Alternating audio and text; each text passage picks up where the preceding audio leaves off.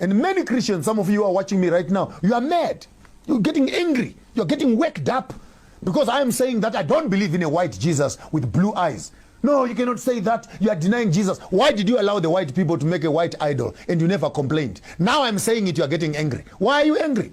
You're not angry with me. You're angry with yourself. That you have been lied to for a long time. And for the first time, you meet information on your face, and it's causing lots of what we call here psychological misunderstanding, cognitive dissonance in more professional psychological language. It's your own conflict in your own mind with your own belief system. Decolonize God. Number two, decolonize humanity. We cannot be taken only as Africans who don't have a soul. We are Africans. We are Al-Kebalam. We are Bantu. And for this reason, when they tell us that you are slaves, you are less than nothing. Africans are animals. Africans are this. Africans are this. This dehumanizes us. And if we are to use the Bible as a text, it says we are created in the image of God. And if therefore we are animals, then God is an animal also. If we are stupid, then God is stupid also. And if we are less than human, then God is also less than human. Because what we say, we are in the image of the one who created us. Then we look like the one who has created us. And he who insults me, insults the one who has created me and has made me to be what I am. Therefore, an African must also have permission to identify with a God that looks like him. Yes, Buddhas in China, they can talk to their own Buddha. And the white people can create their own Messiah also, that blue-eyed boy, and hang them around. That's for them. Yes. So what's wrong if he's an African? And if it does not matter whether Jesus is black or white, then can we please have a Chinese one? Can we please have an Indian God also? Because it does not matter. Then all of a sudden, no, we cannot make him anything except white.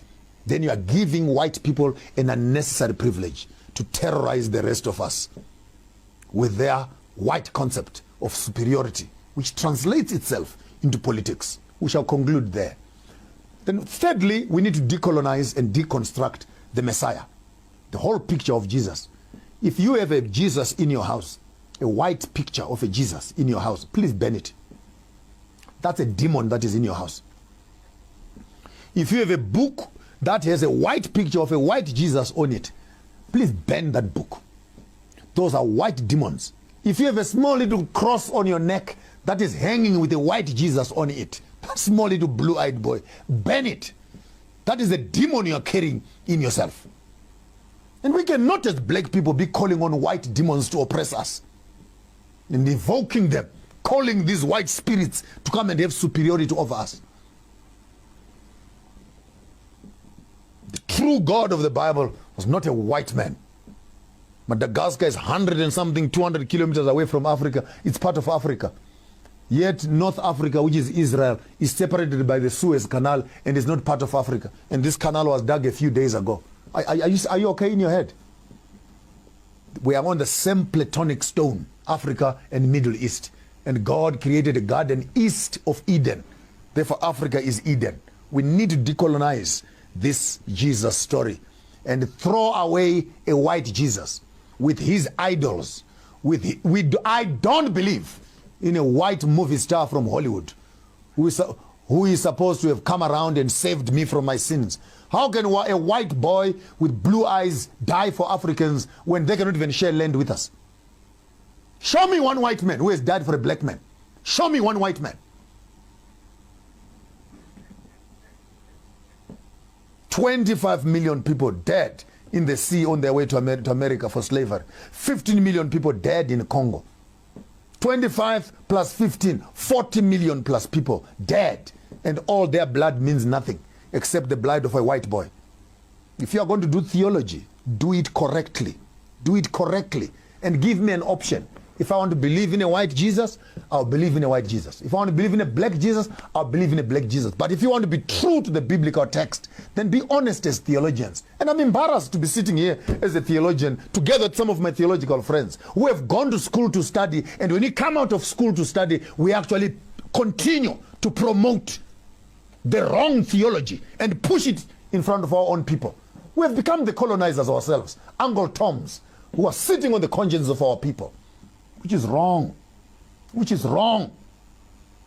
How do you sleep at night taking money from widows and orphans? How do you sleep at night taking money from people who cannot afford food and bread because Jesus will bless them? For the past 15 years they've been giving their offerings to you and their lives have not changed. What is the problem? Because you don't have faith. You don't have faith. When Amfundis, do you have faith in collecting money from us? So we need to understand and deconstruct the whole picture and ideology of this white Messiah. And as long as we worship a white Messiah, my submission to you is that we are not worshiping the truth of the text. This is an academic exercise we're doing here. If you want to be true to the text, please, I bought a can of Coke. Can I drink the Coke? Can I drink the Coke?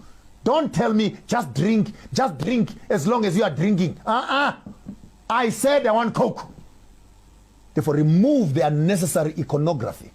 And when you get more academic and you study the Kemetic religion to find that issues of the Trinity, the Mother and Son, all these things are actually way found in Kemet before even the Bible was written. And the Kemetic history is older than the Bible. Then I leave to you who are academicians. Since Jesus grew up in Egypt, when he came back to teach them after 12 years, from which school was he coming from and who had taught him? That's for you who are more advanced in your spaces of study to know how to do a comparative study between the biblical text and Kemetic text and see the similarities and authenticate which one is older than the other. Then position your theology correctly. That's what life is all about. And ultimately, when you come there, you decolonize God, decolonize humanity, decolonize the Messiah, decolonize salvation. Stop selling religion. Stop selling hope to the people. Give people practical solutions. Buy farms. How do you buy a factory and then convert it into a church and people come inside and they're praying for employment? Buy the factory. Create jobs. Then from the money from the factory, you can build a church. That's common sense. We need to deconstruct, decolonize the church. And we stop being centers of embarrassment, centers of shame, centers of debauchery, centers of mischief, centers of licentiousness, centers of witchcraft, centers of perjury, and centers of corruption in the name of religion. And you don't want it to be spoken about, by the way. Ministers get very touchy. They get very touchy.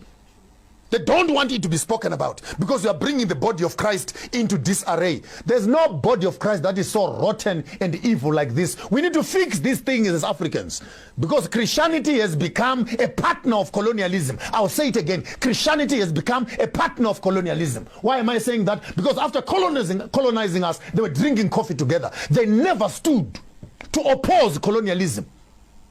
They were benefiting from it. All your cities here have churches that are standing. The church right now in Africa owns more land than many businesses because they were in harmony with the government. May we have some land, please? They were given land. May we have some land? They were given land. Did they even condemn that what they were doing was wrong? The church was benefiting.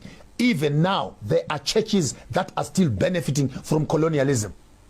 I'm not ashamed to say this. Even the church that I come from, my own church, is still running on the lines of segregation. Whites worship alone, blacks worship alone. We cannot even unite because of racism. The racism, is it biblical? No, it's not biblical.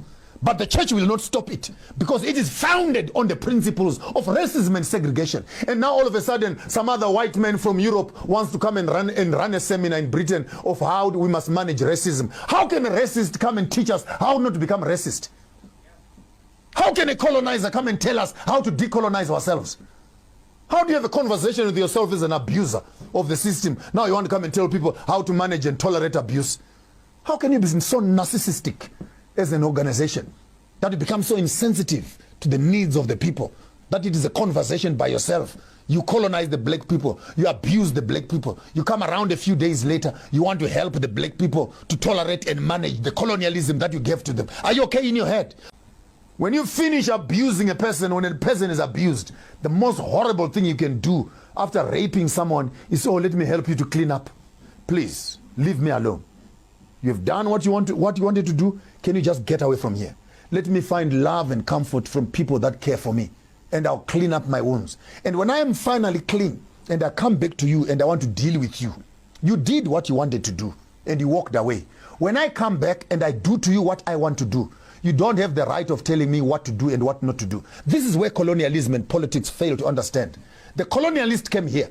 The oppressor came here. They took land, raped the women, destroyed the infrastructure, destroyed our culture and everything else. Then they give you a democratic system with a constitution to help you to manage how to repair yourselves. We cannot tolerate that. You have done what you want to do as Europeans. Step aside. Allow us as black people to decide what we want to do with you. You can't be an abuser and be a judge of the same abuse again. Does this make sense, good people? Maybe I'm losing my mind, people. Help me here. Does it make sense? I'm a recovering, abused child of Christianity. I'm recovering from the white nonsense.